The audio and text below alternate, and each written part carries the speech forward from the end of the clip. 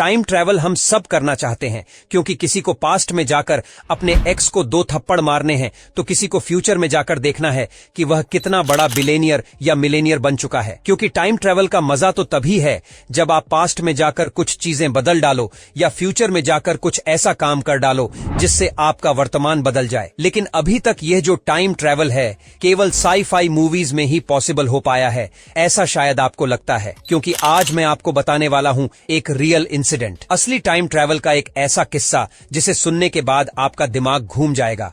और साथ ही आज मैं आपको बताऊंगा कि क्या एक्चुअली में टाइम ट्रैवल पॉसिबल है, और साथ ही हम समझेंगे ग्रैंडफादर पैराडॉक्स को। आज के इस वीडियो को पूरा देखना, क्योंकि खुल जाएगी टाइम ट्रैवल की सारी मिस्ट्री आज के तगड़े वीडियो में। तो सबसे पहला सवाल यह है कि क्या प्रैक्टिकली टाइम ट्रैवल करना पॉसिबल है, और इसका जवाब है हाँ। और यह जवाब दिया है अल्बर्ट आइंस्टाइन ने। अल्बर्ट आइंस्टाइन के अकॉर्डिंग फिजिक्स की किसी भी बुक में या किसी भी लॉ में यह बात नहीं लिखी है कि टाइम ट्रैवल पॉसिबल है। उनके अकॉर्डिंग टाइम एक नदी की तरह है जो बड़े बड़े पत्थर आने पर स्लो हो जाती है और ढलान आने पर उसकी स्पीड तेज हो जाती है। इसका मतलब जैसे नदी की स्पीड बदलती रहती है वैसे ही टाइम की स्पीड को भी चेंज किया जा सकता है, और टाइम की इसी बदलती हुई स्पीड की वजह से किया जा सकता है टाइम ट्रैवल, वह भी रियल लाइफ में। हमारे यूनिवर्स में कुछ ऐसे ऑब्जेक्ट है जिनमें बहुत ज्यादा हाई ग्रेविटी है, जैसे कि कुछ बड़े प्लैनेट्स हैं, कुछ ब्लैक होल्स हैं, और ये हाई ग्रेविटी वाले ऑब्जेक्ट स्पेस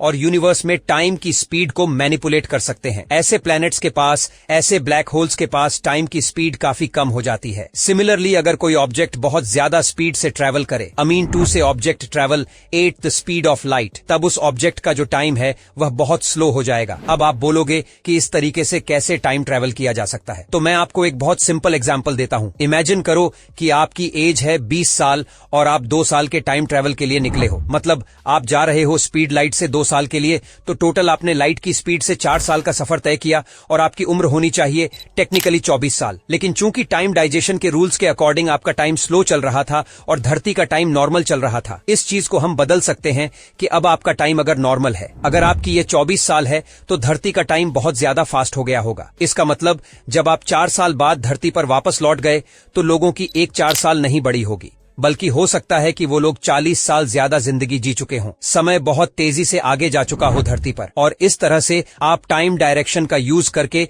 स्पीड फ्लाइट पर ट्रैवल करके टाइम ट्रैवल कर सकते हो, अपने फ्यूचर में जा सकते हो। लेकिन ये केवल एक कॉन्सेप्ट है, क्योंकि अभी हमारे पास ऐसी कोई टेक्नोलॉजी ही नहीं है जो हमें लाइट की स्पीड से ट्रैवल करा सके। जब ऐसी कोई टेक्नोलॉजी ही नहीं है, ये सारी चीजें केवल थ्योरी ही हैं, तो फिर हम कैसे मान लें कि ये टाइम ट्रैवल होता है। तो जरा इस इंसिडेंट को ध्यान से सुनो, आपको बिलीव हो जाएगा कि लोग टाइम ट्रैवल करते हैं और फ्यूचर से बहुत सारे लोग प्रेजेंट के इस टाइम में आते हैं टाइम ट्रैवल के थ्रू। ये घटना है मार्च 2003 की। एंड्रयू कार्लसन नाम के एक 44 साल के बंदे को FBI ने कनाडा में अरेस्ट किया। उसे अरेस्ट इसलिए किया क्योंकि लोगों को शक हो चुका था कि भाई कुछ गड़बड़ कर रहा है। उसने केवल 2 हफ्ते में $800 इन्वेस्ट करके स्टॉक मार्केट से $350 मिलियन कमा लिए थे। उसको मालूम था कि कौन सा शेयर उसे प्रॉफिट देने वाला है, और वह उसी पर पैसा लगा रहा था, और इसी से FBI को शक हुआ कि शायद यह किसी तरह का स्कैम कर रहा है। लेकिन जब उसको अरेस्ट करके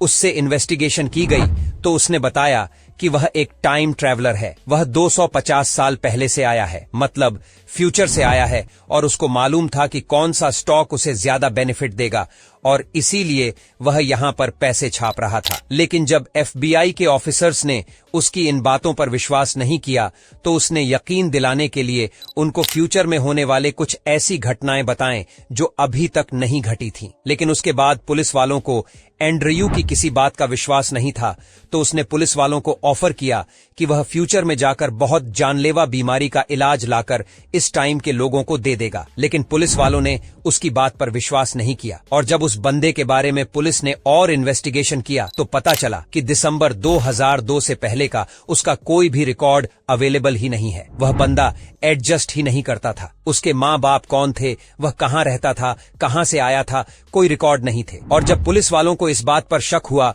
और उन्होंने उस बंदे से और पूछताछ करने की कोशिश की, तो पता चला वह बंदा गायब हो गया था, और उसके बाद वह बंदा एंड्रयू कार्लसन कहीं पर भी दिखाई नहीं दिया। वह किसी को भी नहीं मिला। पुलिस ने बहुत ढूंढा उसको, उसका कोई ट्रेस नहीं मिला, और ऐसा माना जाता है कि एंड्रयू एक रियल टाइम ट्रैवलर था और पुलिस वालों को उसकी बात का विश्वास कर लेना चाहिए था। लेकिन सिर्फ ऐसा नहीं है कि फ्यूचर के लोग प्रेजेंट टाइम में टाइम ट्रैवल करके आते हैं। मतलब टाइम ट्रैवल की जो टेक्नोलॉजी है वह फ्यूचर के लोगों के पास है। हमारे एंशिएंट इंडियन टेक्स्ट में भी कुछ कहानियां, कुछ किस्से ऐसे हैं जो प्राचीन काल में होने वाले टाइम ट्रैवल की तरफ इशारा करते हैं। वैसे तो ये सारी डिटेल्स पहले भी कई वीडियो में बता चुका हूं, मैं आपको शॉर्ट में बता देता हूं। विष्णु पुराण के अनुसार एक राजा थे जिनका नाम था काकू धामी, जो कि ब्रह्मलोक गए थे ब्रह्मा जी से मिलने। अपनी पुत्री के विवाह के संबंध में उन्हें कुछ सलाह चाहिए थी, लेकिन ब्रह्मलोक में टाइम काफी ज्यादा स्लो चलता था। उस राजा ने जब कुछ समय ब्रह्मलोक में व्यतीत किया, उस टाइम धरती पर कई 100 साल बीत गए, क्योंकि धरती का टाइम कंपैटिबल काफी तेज था। और जब राजा वापस लौट कर आए तो उन्होंने देखा कि यह समय तो काफी ज्यादा बीत चुका है। एनीवे,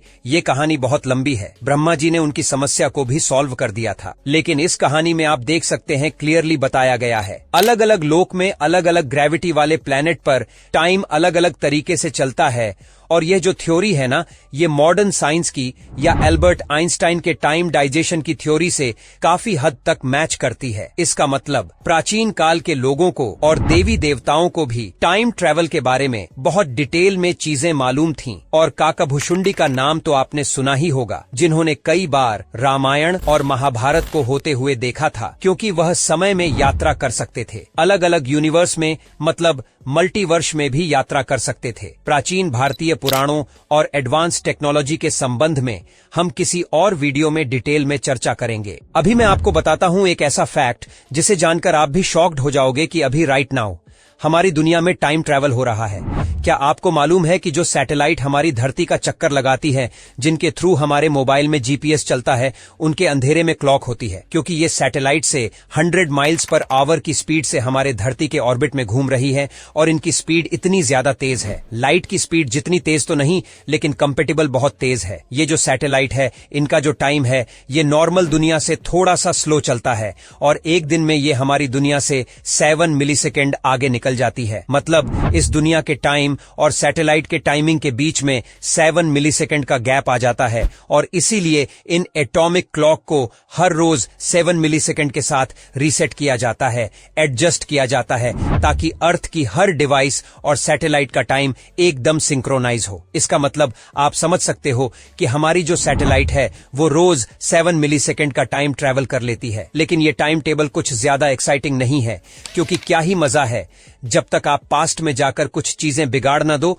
या फ्यूचर में जाकर कुछ ऐसी मस्त चीज ना देख लो जिसे बताओ आप वर्तमान में तो लोगों के होश उड़ जाएं। बट राइट नाउ हमारी जो टेक्नोलॉजी है वो इतनी डेवलप नहीं है कि हम इस तरीके का टाइम ट्रैवल कर पाएं, जैसा कि मूवीज में बताया जाता है। या फिर हो सकता है कि हमारी टेक्नोलॉजी इतनी डेवलप हो, लेकिन वो हम तक नहीं पहुंची है। एनीवे, रीजन कुछ भी हो, आप हैरी पॉटर जैसा टाइम ट्रैवल अभी तो नहीं कर सकते। खुद हैरी पॉटर भी नहीं कर सकता, वो तो उसने मूवी में कर लिया जो करना था। लेकिन अब मैं आपको बताने वाला हूं है हैरी पॉटर की मूवी से भी ज्यादा मजेदार एक पैराडॉक्स, जिसका नाम है ग्रैंडफादर पैराडॉक्स। इसको हम देसी भाषा में बोलेंगे दद्दू पैराडॉक्स। दद्दू पैराडॉक्स का मतलब, अगर आप पास्ट में जाकर अपने दादाजी को गोली मार दो, मतलब मैं मारने के लिए नहीं बोल रहा, मैं एक एग्जाम्पल दे रहा हूं समझने के लिए।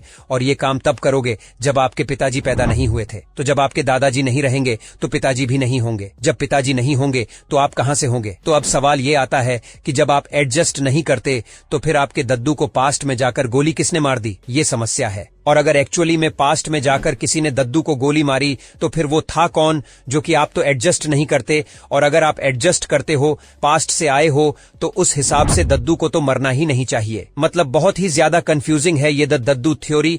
और ये थ्योरी शायद हमें ये बताना चाहती है कि भले ही आप टाइम ट्रेवल कर सको, लेकिन अपने पास प्रेजेंट को आप कभी भी चेंज नहीं कर सकते, क्योंकि अगर आप ऐसा करोगे तो आप एक ऐसे खतरनाक पैराडॉक्स में फंस जाओगे जो आपकी समझ से परे होगा। बस इसी दद्दू पैराडॉक्स के साथ खत्म करते हैं आज की इस वीडियो। क्या आपको यह थ्योरी बहुत मजेदार लगी होगी? सुनकर एकदम दिमाग खिल गया होगा आपको। अगर लाइक कर देना ना हो तो सब्सक्राइब कर देना, नहीं तो टाइम टेबल करके आऊंगा मैं, अंगूठा पकड़कर खुद से लाइक करवाऊंगा मैं। तो मजे करो और टाइम ट्रैवल करने के सपने छोड़ दो, पढ़ाई लिखाई करो, IAS बनो, देश को संभालो। मिलते हैं अगले एक और तगड़े वीडियो में।